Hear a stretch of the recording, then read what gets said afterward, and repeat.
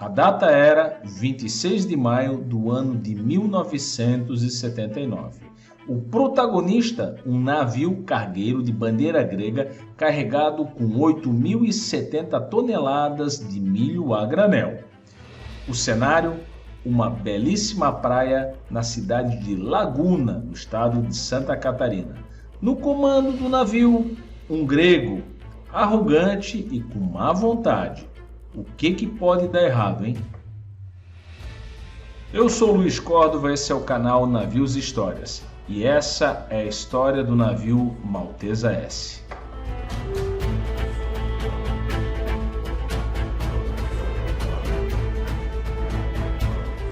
Na fria madrugada do dia 26 de maio do ano de 1979, o navio Maltesa S encalhava na Praia do Gi, no município catarinense de Laguna. A princípio era mais um dos vários encalhes e naufrágios que ocorreram nas praias do sul entre as décadas de 1940 a 1980, como a história do navio Altair, contado aqui no canal no episódio 11. Porém, as 8.070 toneladas de milho a granel transportadas nos seus porões, somado a uma carga de óleos lubrificantes, diesel e outros congêneres, bem como mais um tanto de incidentes, transformariam aquele encalhe em um evento que tomaria proporções catastróficas. O Maltesa S era um navio mercante de bandeira grega, mas de longo histórico de proprietários e de rebatizamentos de nomes. Foi construído pelo estaleiro Ekensberg Mekaniska Verkstad, estaleiro sueco da cidade de Gotemburgo. Foi lançado ao mar no ano de 1955 no porto de Gotemburgo, na Suécia, para a empresa AIB Svenska America Linjen, tendo recebido seu primeiro nome de batismo, Vasaholm. No mesmo ano de 1955, foi transferido para a empresa AB Svenska Atlant Linjen, empresa também de Gotemburgo, mantendo o seu nome original de batismo. No ano de 1971, foi transferido para a empresa Rediert for MS Brodsea, também de Gotemburgo, porém foi rebatizado como Brodsea. Por fim, no ano de 1974, foi transferido para a empresa Maltesa Maritime Corp AS, com sede no porto de Pirineus, da Grécia, recebendo por fim o seu último nome, Maltesa S. Media 147 metros de comprimento, com uma boca de 19 metros. Os fatos que cercam a última viagem do Maltesa S são no mínimo misteriosos e cercados de pontos obscuros. No início do ano de 1979, fez a sua penúltima viagem, partindo da Dinamarca rumo a Buenos Aires, na Argentina. Nos seus porões, uma carga um tanto diferente: viaturas e ambulâncias para o exército argentino. Aqui, alguns teóricos da conspiração traçam correlação do acidente do navio com uma possível sabotagem inglesa ao mesmo, a bem de não permitir que ele tivesse êxito na sua viagem e entregasse a carga na Argentina.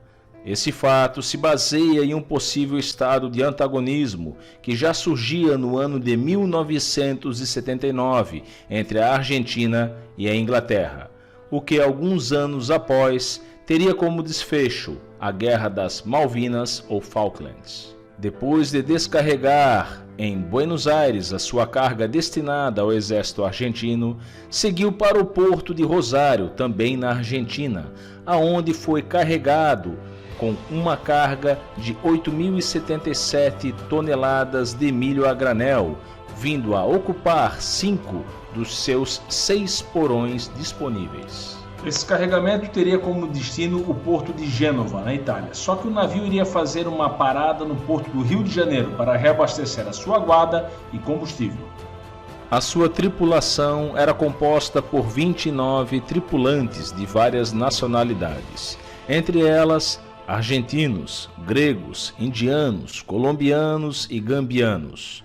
O comandante e os oficiais eram todos gregos.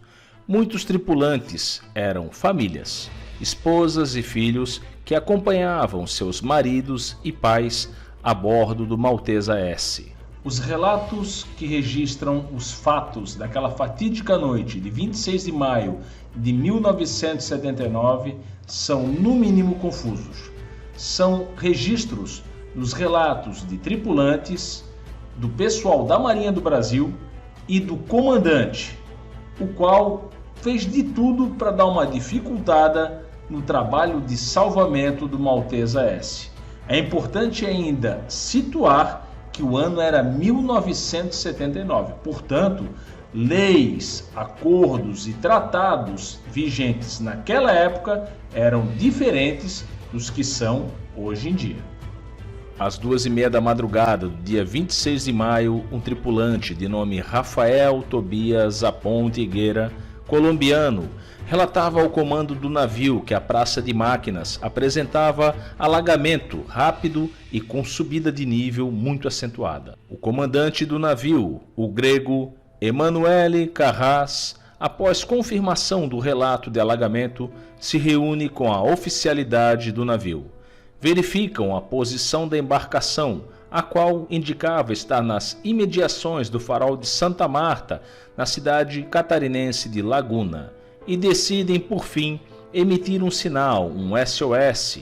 Em paralelo, dava início à tentativa de esgotamento do alagamento da praça de máquinas do navio. As tentativas de esgotamento foram infrutíferas, devido ao grande volume de água do mar que adentrava a praça de máquinas. Segundo relatos, teve início um breve motim a bordo contra a decisão do comandante, pois a tripulação não concordava com a decisão do mesmo em manter a embarcação em águas profundas. Amotinamento esse baseado na evolução dos fatos, correlatos ao aumento da inclinação do navio, que cada vez mais era significativa e acentuada. Acatando em parte as reivindicações dos amotinados, o comandante resolve aproar o navio em direção a águas rasas, no que o comandante Carras avistou uma entrada de uma barra e uma praia, essa com algumas casas que se destacavam próximas a 2 morros com mata densa. Essa praia avistada era a Praia do Mar Grosso, em Laguna, Santa Catarina. O pedido de SOS emitido pela tripulação do Maltesa S contra a vontade do comandante foi recebido pelo Salvamar Sul, serviço de salvamento mantido pelo 5º Distrito Naval da Marinha do Brasil.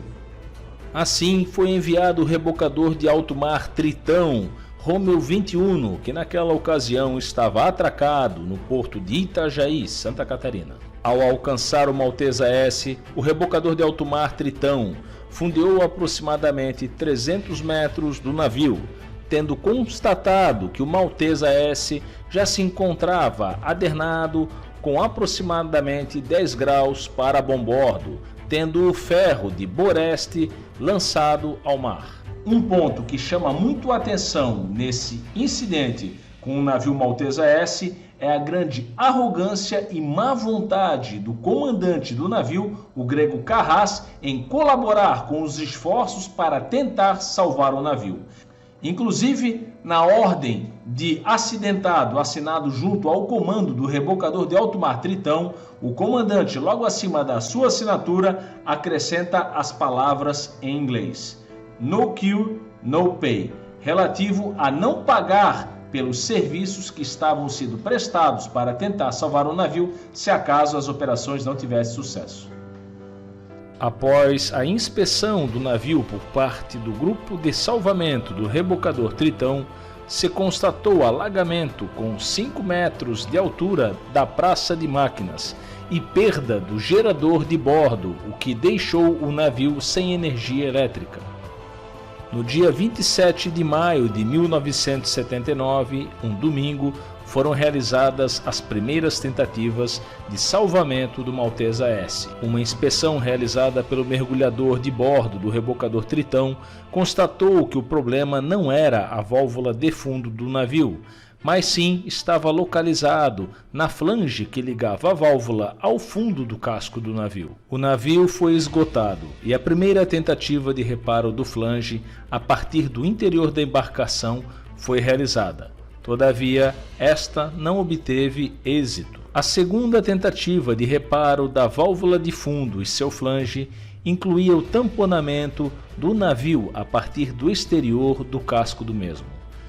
Todavia, essa operação incluía um risco muito elevado à segurança do mergulhador envolvido, pois o casco do navio estava a aproximadamente 20 centímetros do fundo do mar. Apesar do risco, essa manobra foi realizada com a aplicação de um bujão de madeira de forma manual pelo mergulhador, mas sempre tem um mais.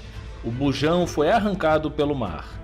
Porém, novamente, o mergulhador da Marinha reposicionou a peça de madeira, conseguindo dessa vez aplicar golpes de marreta sobre o mesmo para melhor prendê-lo à saída da válvula de fundo. Navio esgotado, bujonamento realizado com perfeição. Chegava a hora de desencalhar o navio e tentar fazer com que o Maltesa S alcançasse o porto de Imbituba, também em Santa Catarina, para realizar reparos que permitissem ao navio seguir viagem com segurança. Várias foram as hipóteses para a faina de desencalhe do Maltesa S, mas sempre a má vontade e a arrogância do comandante Carras eram impeditivos e complicadores.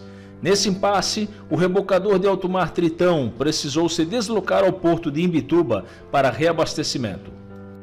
Naquela altura, a tripulação do Maltesa S foi desembarcada, permanecendo a bordo somente 5 tripulantes para serviços de manutenção de bordo e, o mais importante, manter a soberania grega do navio, o que fazia com que o pessoal da Marinha do Brasil somente pudesse ser recebido a bordo com ordem expressa do comandante. Aqui entra muito o fator humano. Os tripulantes que foram desembarcados do navio foram alojados em um hotel da cidade de Laguna. O proprietário desse hotel era de origem árabe e conseguia se comunicar razoavelmente bem com os tripulantes e servia de intérprete entre os tripulantes e os vários envolvidos, o pessoal da Marinha, a própria empresa armadora que tinha os seus representantes na região que não falavam muitos dos idiomas dos tripulantes. Existiram até casos de romances entre alguns dos tripulantes e pessoas naturais de Laguna, como o caso de uma moça que veio a se casar com um dos tripulantes do navio. Só que marinheiro tem aquela fama, ele se casou com essa moça alguns meses depois e acabou sumindo da cidade e a pobrezinha nunca mais viu o então marido. Porém, a bordo do navio Maltesa S, as coisas passaram a piorar. Fundeado na praia do Gi, as ondas açoitavam o costado do cargueiro. A água passou a entrar nos porões que comportavam o milho destinado a Gênova. A praça de máquinas apresentou um novo alagamento, agora com maior intensidade do que o primeiro, e a areia passou a embarcar no navio. No dia 11 de junho de 1979, o comandante Carras, sem muita explicação, baixou à água um escaler. Após, arriou a bandeira grega do mastro do navio e retirou todos os tripulantes que eram mantidos a bordo. Alegou que fora autorizado pelo seu armador a tomar tal decisão.